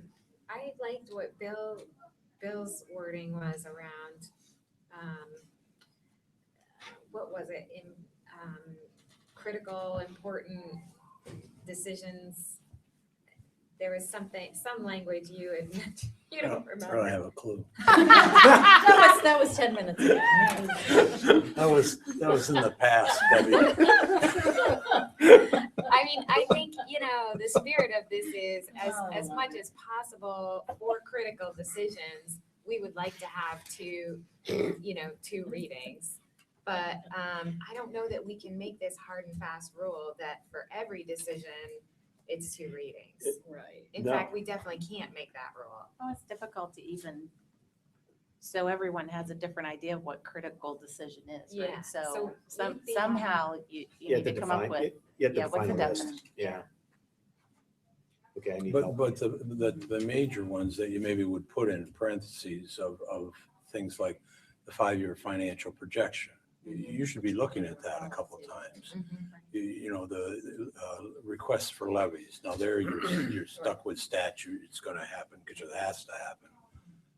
They're just, I think some of those really major things that almost anybody on the board and governance team would say, this is major. We need to make sure that we do this at least twice.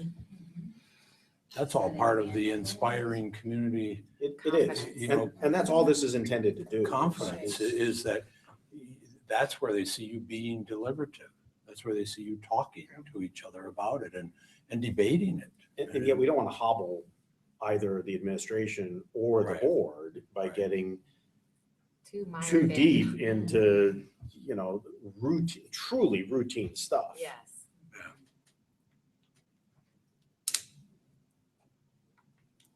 Okay, who's doing the list? Who's doing that? Because would you Yes. take a shot? I will Because you take a probably shot. know who that is, know where that makes sense. Paul, somebody else weigh, because I don't know enough of the positions to take a shot at it, or things, or issues. So, Well, and I think to Paul's last point, we have to just keep wrestling with what does that look like in new hires? And like the admin contract one that's coming up is clean cut because it's existing employees, but this whole nuance around trying to get a candidate to say yes And to me, it goes, I'm sorry, I was just going to comment. To me, it's just making sure the public knows that A, if they want to weigh in, there's an ability where we can, and B, maybe it's A, was that the board has collaborated with the superintendent as appropriate on key hires. So if on the new hires, we can only do the ensuring the transparency of the collaboration is taking place because they're now aware of it, that's a positive, I think. And if we can find a way to then have the public be aware that something's about to happen with the new hire, great. If not, we obviously want to get the best people for the district. Yeah, we may be battling this ourselves when it comes right down to trying to hire our next superintendent. really will. Yeah, so we don't want to make it so prescriptive that we lose a candidate. exactly. because The you can't superintendent, move. AD, I think in that case, what I think the public wants is that there's transparency in the process. Yeah. I have no problem defending that there's confidentiality on the Mhm. specifics because you have to.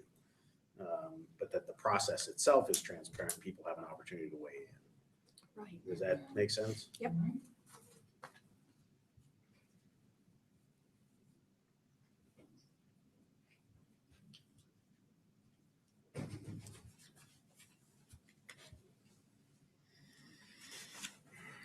First one under communication, I think looks very good.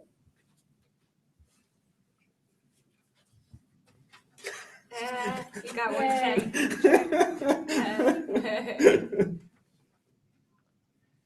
Now I'm going to make you all go to the open meetings trainings yourself. Yeah. They're really fun. 3 hours and When 15 are minutes they? of just bliss. When's the next one? There are, if you go onto the Attorney General's office, they have them different locations, different times. Oh, really? Mhm. I think I'm gonna go. Yes. There's actually one people not- next Tuesday, but I cannot Yes. go to that one. It's in the evening. I don't know how many it takes to get them to come here for training. I could look into that, It'd be good for all of us. especially around executive session Yeah. topics. Yep. Any problem with 2? It's pretty straightforward to me.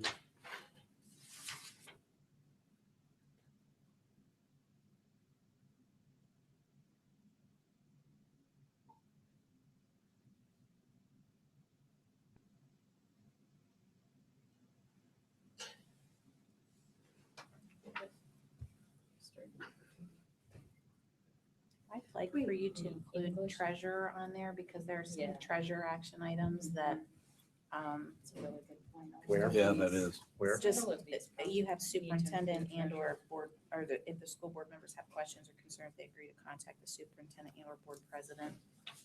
So if we can, Superintendent, treasurer, Need that at the beginning too. superintendent, treasurer.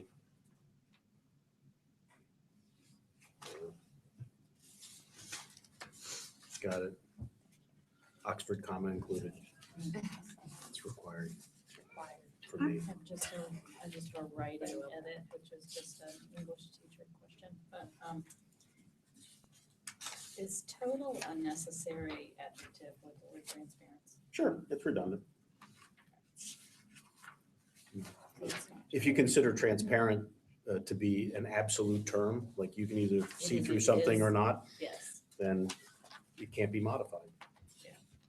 Except I'm gonna propose that we modify it, and that is but that's what I'm saying, just actually, yeah. as permitted by law. Or, Mm, you know, because there are some things that we're not gonna with be. transparent.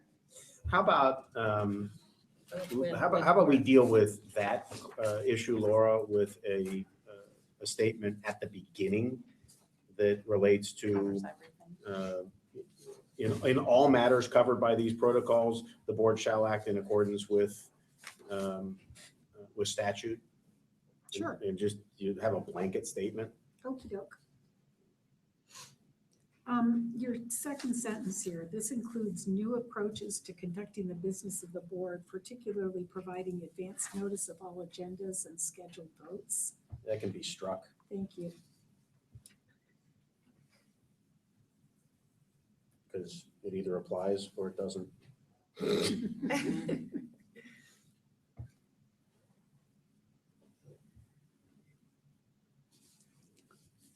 We can just keep tweaking grammar. Oh, no, let's I'm not. struck- I'm just struck with the work with work. Huh? That feels awkward to me Where? grammatically. Oh, I'm sorry. Work with transparency. Oh, well, with that's work. obviously It- an It's error. just, it's just. I told you, I finished at 11:30 I know, this it's morning, amazing and, you though, know, I like, mean, I didn't, I don't I didn't mean to get my nitpick. fifth edit in. Okay, so on that, after in the third line from the bottom of that one, if practical and time permits, there's a number 1 in advance of a meeting. I think that's a And number we're 1. putting treasure in that line as well. Work, endeavor to work with total shouldn't it be transparency? Mhm. Okay, good. Transparency with the board and the district. Struck work of. Okay, very good. What did I miss down here? There's a number 1 in the, Yeah, it's 1 day.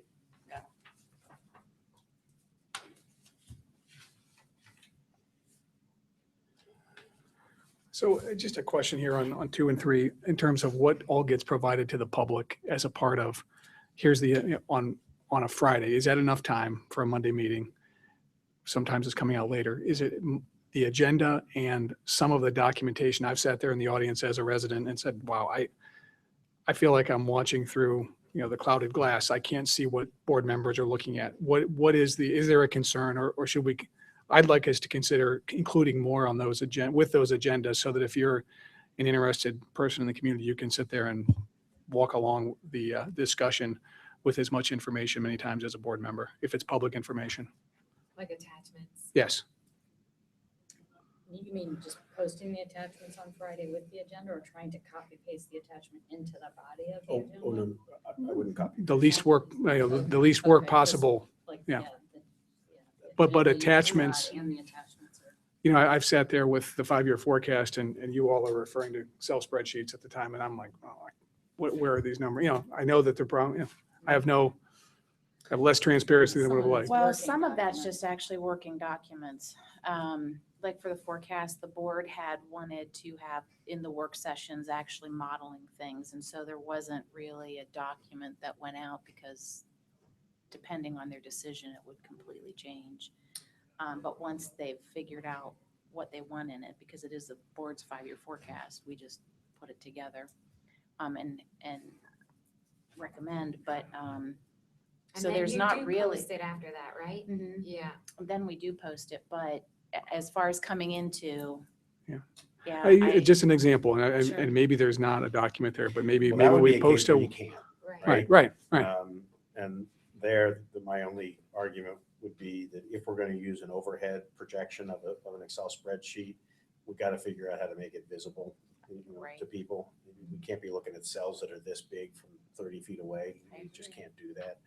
And then for stuff that actually is in an attachment, it should be available. Now, here's my bias. With all the modern communication, I don't think we should print everything. I think Right, it should electronic, be- yeah, they have an I think it should option be to. available online, and people can bring devices, and I guess someone would say, well, I don't have one and I still want to participate. And I mean, do we have to have a couple of limited copies of stuff? But I don't know In that a- you want to have a copies of attachment, like the Well- attachments for Monday. Yeah, there are a lot. In my previous district, we actually did have like 10 copies out of the attachments and the agenda at board meetings for folks who don't have the electronic devices. So really, it's a board decision. Now, I will also say we ended up throwing Of most course of you those do. away. of course you And do. I just think it's in today's world, if you had it posted Friday, somebody can print it over the weekend, or they look at it electronically, decide this is important to me, they print it and bring it to the meeting. I mean, that's one level beyond where we are today, and it's, I think posting I is a agree good with that. idea. Yeah, I think it is too. That'd be good. Okay.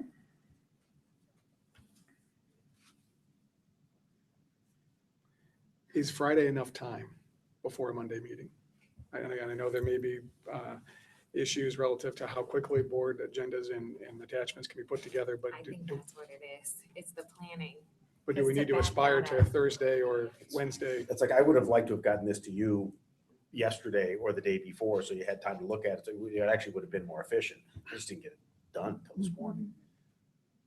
Well, this week I think was my fault too, because I was out of town until Well, and some of it is Wednesday. just Some of it is the just timing. and- magnitude of what we're trying to get accomplished, because there's only one business meeting a month.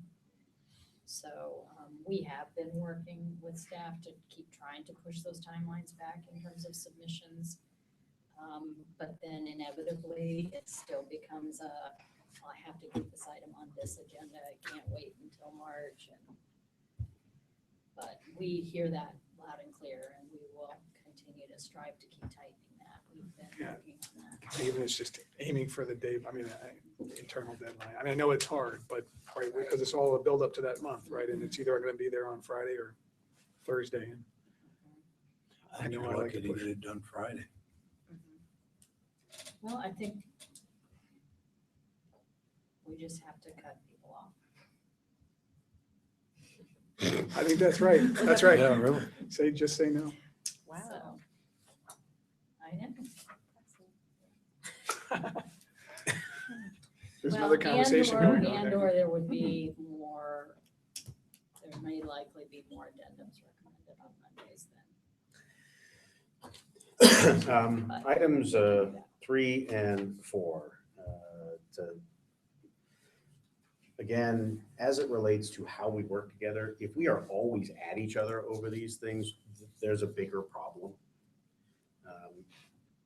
So I don't anticipate that being the case. What I wanted to accomplish via the protocol was to say, okay, let's follow process. I mean, let's make the request. If you're going to deny a request, say why.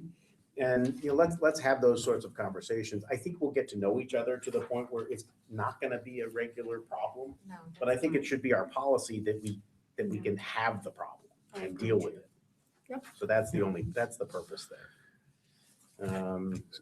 So Phil, if I read that, so again, when I read the documents between the original 3 and 4, my concern was if we had a situation where the board president didn't want to put something on the agenda, that there was no right to bring it up in a public meeting.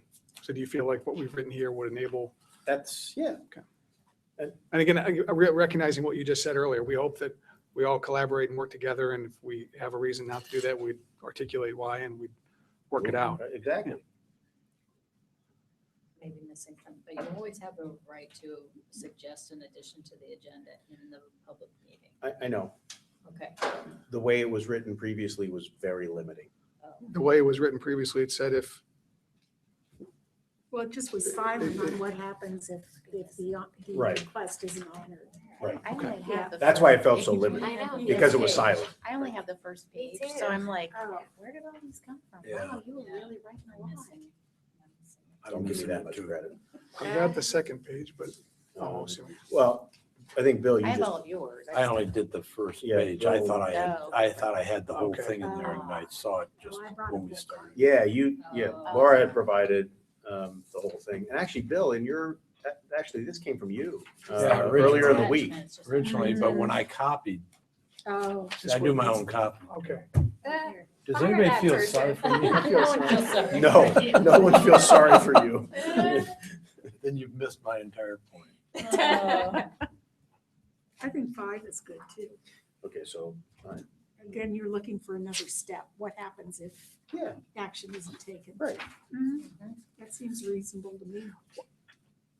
And that was, again, just a question of Do I have to process. remind Paul of not selling through the order? Of not what? Selling through the order? No, Oh. no, If I if know- we have approval, it's. Let's roll. No, no. let's roll. but again, I just was, Selling through the my question was, how is it operational? How does that phrase start?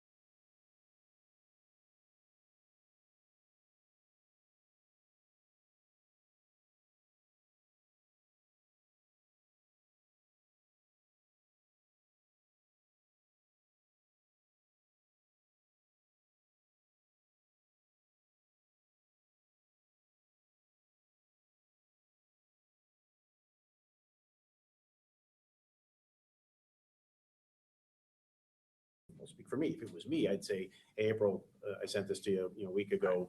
What's going on? What's going on? Right. And she'll say, I did this, or she'll say, Right. oops, and I'll say, oh, stuff happens. Along those lines, we, in the last 2 weeks, have gotten a few all board member issues come Right. at And us. I send them all to April. Oh, you do? Mhm, Okay. mhm. So we need to decide, are we comfortable with that approach to handling those? Or do we want to be copied on responses? Well, I think the first part of your question is a question that I've been wondering too, because I've been hearing from some of you that you're getting emails that I'm not getting. So I can't really help with a response if I'm not part of the communication, which is, if someone doesn't want me to respond, that's fine. I don't need to be part of it, but I think, No, I think you we know, should if you have want me to some be kind of involved, you have procedure. to decide what your procedure is. And certainly, I mean, there may be a reason that the individual doesn't include me on the email, so. There could be, but I think in terms of how we work as a leadership team, you have to know. So my procedure has been to acknowledge the email and tell the individual that I'm forwarding it on to you. And And what if it's addressed to us, about us, as opposed to as something the, about as the April? board, Yeah, oh, then I think I would still send it to April, not so that she could take action, but so that she knows what's going on. But then who responds, Laura? It Oh. should usually be the board's president. I, So I would it would think, be- so I like yeah. the fact that you're acknowledging receipt, Yeah, but then how do we, No, How- it's been handled. well, how do How do you follow? we answer the question to the extent there's a question of us? Okay. as a board, Yeah, yeah, I don't know. I mean, I'm happy to try and Reach out to provide us. the answer. Yeah. And then what I can do then, tell me if this is allowed, is once I respond to the individual, can I then just forward my response to the board members? Yes, and they cannot reply all back to you. Okay, okay, but no, if it's a procedural matter, so someone is asking a point of order and Mhm. it's established what the answer is, right? Mhm. There's no discussion required. Mhm. That makes perfect sense to me. Reply, reply to all of us, we don't reply back. That makes perfect sense. If it's a question that is not a straightforward procedural answer, but in fact is a question of opinion, what are you guys doing about this? What do you, how should that be addressed? I think that if it's before the vote has been taken, each one of us has the right and almost the obligation to respond as an individual to that person. I mean, especially if I mean, I'm happy to do it. When I respond to people, I am really careful not to make any kind of commitment. And I always tell people I am one individual, that I have no authority, that kind of thing. But this is, and I'll tell them, this is what I think. Let me try to be more concrete. So again, if it's procedural, issue's closed. Mhm. It just is what it is. Mhm, If it's a matter of debate, mhm. how do we debate? We don't, Oh, we have to debate in public. But that's why you could say in yours as board president, I'm responding to you, and you can expect that the other board members will decide to respond to you individually also. or we Right. make it an Or agenda not. I mean, item that's for a up to board them. meeting and we debate it, right? If Well- it's something that well- rises to that level. Well, yeah, we probably Yeah. wouldn't do that if it's just one person, but, Right, if it rises to that level, Exactly. right? If it's something that we, Yeah. okay, yeah, if it becomes, I'm only partially clear. Yeah, it's a great question, and I'm glad we're having this much discussion on it, because even something like, again, SLCs, for example, come our way. That is not my duty as a board member to understand exactly how it's been operating, how it'll operate going forward. But I feel a duty to make sure that our parents and are understanding that their concern is heard and that they've got a way to have a dialogue. So just another example, that's not a simple point of order. That's not a, hey, here's my opinion and I'm just one board member. That's a operational issue within the school, and how do we make sure? Yeah. Right. so how I would handle that if it is, I would say, thank you very much for your feedback. It's important to me. This is something that the board and the administration will be discussing in the future. I will forward your concern to the superintendent so that she can respond to you directly. That's how I would do it. In the first part of what you said was, we'll be discussing it as a board in the future. Is that we can't do that in executive session. We'll do that in a public meeting. Right, It has to be public. right. And that's Yeah. so the only thing Well, I might that's- add to that is, this is something that is Importance of to that all of us. importance to you, please attend a meeting and, Yeah. and Yeah. Bring it up. Yeah. free to and bring feel, it up. feel free to Right. speak up. Okay, so I like that outcome too. Yeah, I think the nuance I would say there is, and this might be where Paul was going, you have to be careful to promise in the email there's gonna be public discussion. I Oh, mean, yes. Right. Because it may not be something that, Right, like it's to on your our point, if it's agenda. one person and it's one topic. Now, something as big as SLCs, clearly, we're talking about publicly, but sometimes you get those one-off topics that's really specific to that one person, and I don't think you want to promise Oh, no, I wouldn't do it for, in that you're every gonna, case. in every No. case. Right. And I Yeah. mean, my objective is to thank them because I really do appreciate the fact that they're interested enough to get in touch with us and to get the question to the appropriate person. Mhm. So I'm, I agree with you. I don't know nearly enough about SLCs to answer any questions, but April does. Right, and actually it becomes a way that we keep building everyone's knowledge base, because then when you're included on the response, you know that I've responded and you've had a chance to see the answer, which would just keep feeding your own opinion about Right. that, which is, okay, now I've seen the answer, I either agree or disagree. And it just keeps the work moving. Just to summarize, I'm perfectly comfortable with procedural issues being addressed by the president. If it's to all board members, anything that's addressed to the school goes to the superintendent. In fact, I think you said everything, you'll copy the superintendent on everything, right? I do, unless, unless somebody That's fine. would write something that they ask me to keep confidential. But yeah, I think that's the best policy because Well, if they're writing it to all of us, it's not confidential. you're right. That's a good point. And there's no expectation of confidentiality. So if it's something that belongs, that is properly answered by an official of the school, Right. then it goes there. And Yep. our expectation is it gets handled. If we hear from a constituent that it wasn't handled, our expectation is we say, what's going on with this, and try to make sure it gets handled, right? Mhm. If it's procedural and it's clear what the answer is, you answer it Mhm. as it relates to the board. Okay. If it's, right, is that, Mhm. if it's something of interest to a constituent, but we don't know that it's, that it rises to the level of something that we agree should be on the agenda, then our response is, thanks for writing, or your response is, right? Mhm. Thanks for writing, we appreciate, we can respond too. If this, we appreciate your interest. If this is something that is of interest, of further interest to you, please attend a board meeting and speak. Is Mhm. that? Sounds good. Okay. You're gonna put that in 10 words, Bill? Or less. At this Did you mean point, I don't know. disrespect? At this point, I don't know how many words I can come up I'll with. take them. I said it with love. I felt it. Did you? I did. I felt the hug. It's Oh, coming Lord. towards you. We're at Yeah, your it's time. Yep, we're we at your are time. past 4 o'clock. I've, Well, we started No more 5 minutes hugs. late, so no more hugs. we got through almost everything. Yeah. So what do we do for next steps, Bill? Well, we talked, like I said before, we talked about that. We really believed there was so much stuff here today that you might want to continue discussion.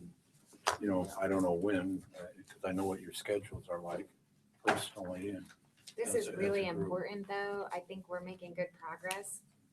So I hate to not schedule kind of a little more time together.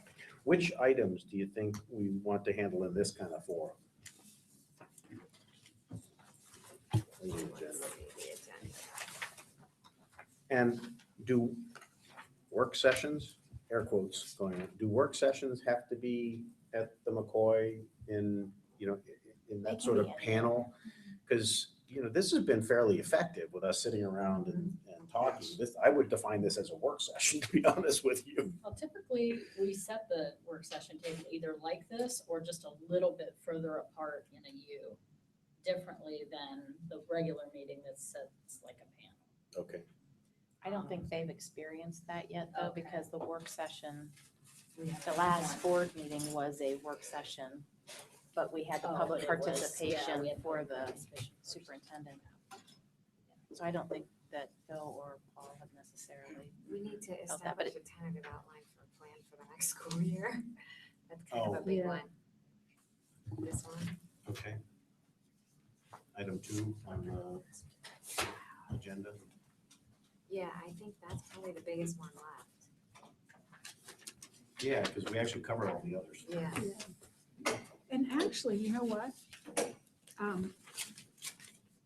I think the rest of this is going to be a whole lot easier because we really took the tough ones at the beginning.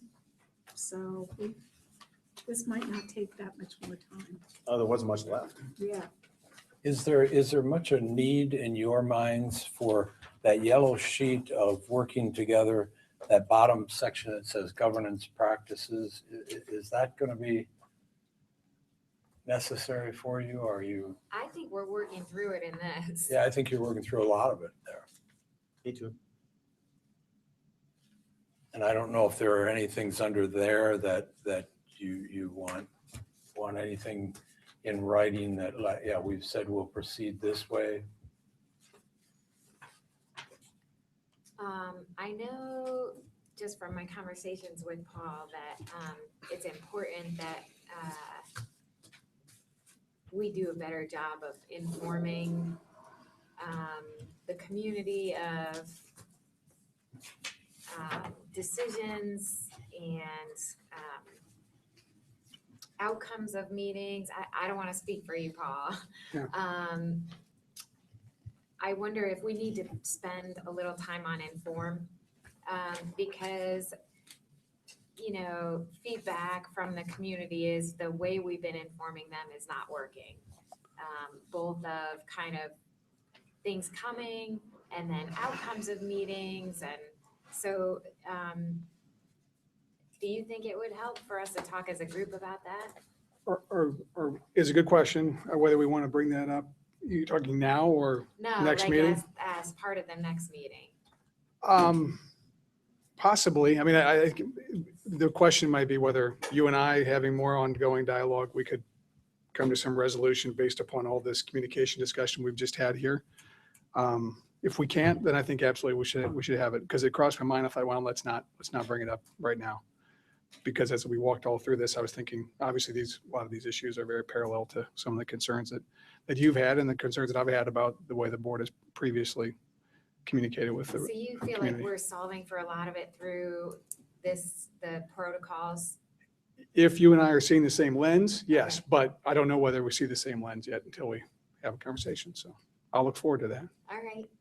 One of the things I really advise boards, other boards I work with, is that on the informing, I think the most important part of the informing is not even just that the decision has been made, because that always gets out to them, Yes. but the why is the most important, that many boards just forget to include. Yes. That what was the rationale behind this? Why did we do this? Beats the hell out of me. That, Now you know. You cannot be the communication person. You know, just throwing an idea out. April and Becky do these little lunch and learns or brown bag online lunches, yeah. I don't know if maybe we could try doing a little board meeting postmortem on Tuesdays at lunchtime and have just two of us go and talk about what we felt the major accomplishments of the meeting were. That would be broadcast, to people who are interested in sitting and watching it. It can be done. I'm out. I'm looking for the Sunday morning time slot if we're doing that, right? You guys can do Tuesday morning. I can't do it on Tuesday at noon, Yeah, me but neither. it is an interesting concept. It's postmortem, yeah, that, look out. I used to use that. I have not come up with a better term than that. And yet it's morbid, sort of by Yeah. definition, right? Yeah, Yeah. We like to do postmortems when we do acquisitions. And it's like, exactly. nobody died. So let's come up with a better, Yeah. with a better term. Do you have a better term? I'm just looking for different ways because people don't want to read about it. No one is going to sit through 4 hours of this. We barely I could. bet There will be a couple. There is. We love you. But, kind of like a highlights reel, maybe. I don't know, just an idea Only if I can pick the music. for the good of the order. Thank you so much, Bill. Yeah, This has thank been you, a Bill. tremendously productive Yeah. session. And Yeah, I'm you did a sensing, great job. I'm sensing that there is a willingness to invest another chunk of time to get through the rest of our work. Can I see some head nods for Yes, that? ma'am. I don't see your head. It depends on the time.